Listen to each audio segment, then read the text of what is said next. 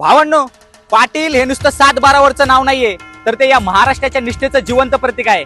तुमच्याकडे बदलणारे फॅशन्स असतील, पण पाटील घराण्याकडे अखंड खानदानीपणा आणि रयतेच्या रक्षणाचा इतिहास आहे.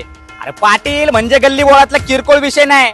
गावगाड्यापासून ते दिल्लीच्या तख्तापर्यंत प्रत्येक न्यायनिवाडा पाटलांच्या शब्दाची आणि जरबेची साक्ष देतं. इथला प्रत्येक पाटील हा शांत असतो, पण एकदा का त्यानं डोळं वटारलं तर समोरचा थरथर कापतो. कारण याच पाटलाने रयतेसाठी आपल्या छातीचा कोट केला आणि अन्यायाविरुद्ध नेहमीच दंड ठोपटला.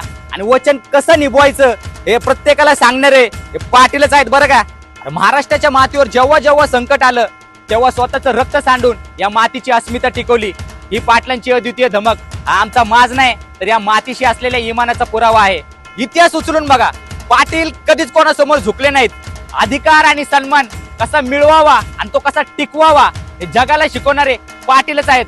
टॅग करा तुमच्या पाटील मित्राला आणि फॉलो करा आपला दिनूला.